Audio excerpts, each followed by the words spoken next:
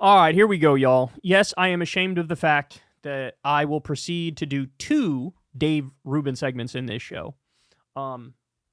It's honestly a low point, if I'm being honest. This is, I'm sort of ashamed of myself, but I couldn't help myself. So we're going to go ahead and dive into it here. So here's Dave Rubin. And remember, this is a guy whose whole brand a couple years ago was built around the notion of, I'm all about ideas, bro. I'm all about the marketplace of ideas. We should really hash it out in the marketplace of ideas. And the dial of ideas is turned to hot. Remember that famous one? The dial of ideas is turned hot. My brain is still in recovery mode from taking in so many high-level important ideas. Oh, what a goofball. His whole thing was, I'm Mr. Free Speech. We got all these authoritarian, censorious lefties who don't want people to have uncomfortable conversations. Well, I want to have the uncomfortable conversation, bro. I want to have the uncomfortable conversation, bro. I want to have the uncomfortable conversation, bro. This is a place for freedom. This is a place for expression. This is a place to go back and forth with your ideas. This is his whole thing, his whole brand. He put on that cape, wrote free speech on the back, and said, I'm the superhero free speech man. This was his whole thing.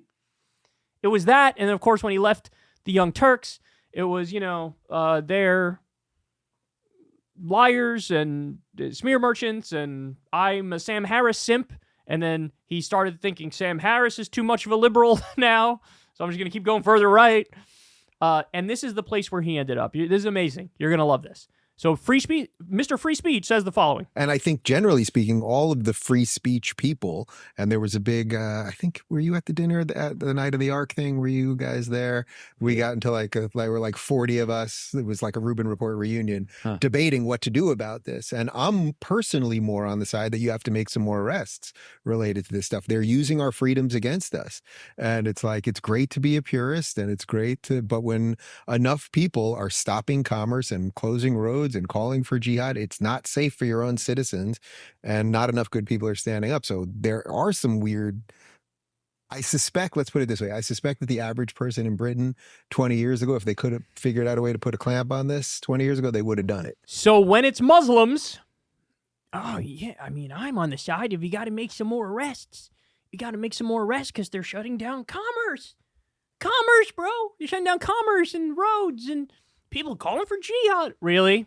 People are calling for... First of all, by the way, in the United States of America, we had the Skokie case, which went to the Supreme Court, which said what? There could be a Nazi march through a predominantly Jewish town because, hey, free speech. As long as they're not physically hurting anybody, it's allowed.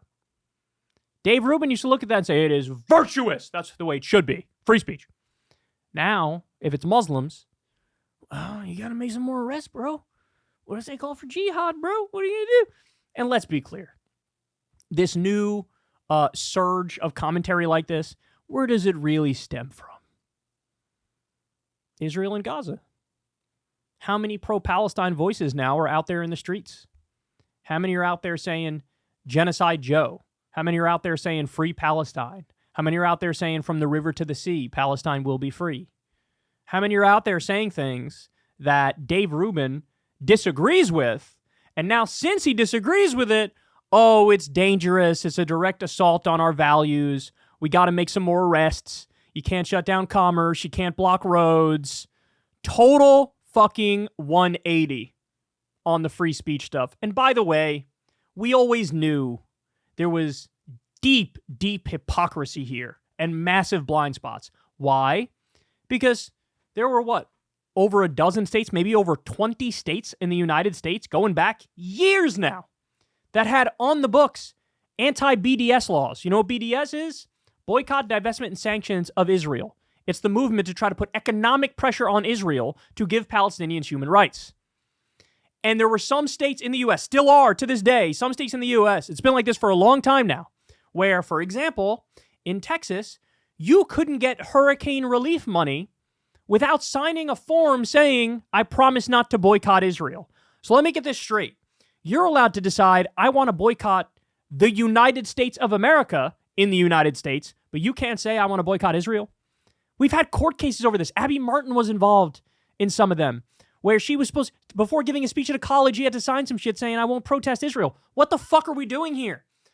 Where are all the free speech people? This is the most anti-free speech. By the way, some courts have literally upheld that a lot of the anti-criticizing Israel things, that's unconstitutional. Sorry, it can't stand. Dave Rubin hasn't said dick about that. Why? Because he secretly supports these anti-BDS laws. He does. By the way, him and Ben Shapiro got together recently and were jerking each other off on air about the whole Candace Owens situation.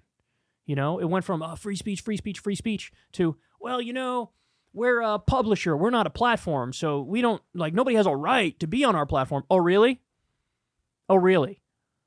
Would you be singing the same tune if some liberal media organization fired some conservative? No.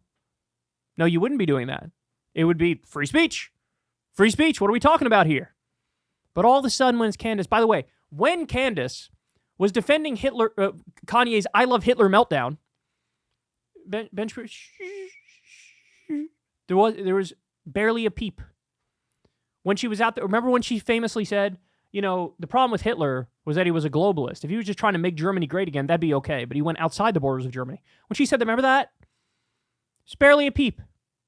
But when she started criticizing Israel, oh, then how dare you? Gone too far. We're amicably splitting. And Ben Shapiro refusing to comment on it. Rubin tried to get some stuff out of him. And Rubin very clearly was being sympathetic. All the free speech, different perspectives, bro. Not that one. Not that one. Don't do that one. Not that one. Fucking hypocrites, man. Look, the thing is, here's the point, guys. They never fucking meant it. They never meant it. They would use it as a political weapon. When it's an issue like on the actual merits where they kind of agree, that's when they're like free speech, free speech, free speech. Like, it's a convenient out because you don't have to defend whatever the thing is on the merits. You can just scream free speech. I'm just defending the principle of allowing people to say that, not the thing itself.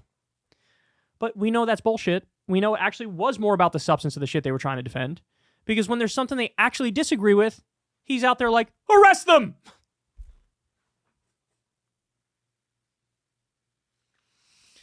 All right. Okay. Here we are. This is it. I like this guy's comment. All the free speech absolutists are the same. So Dave believes some people don't have rights, or he thinks some people misuse them. Everybody sees through it, Dave. Everybody sees through it. It's never been more clear. Hey, y'all, do me a favor and like and subscribe. It helps out big time in the algorithm.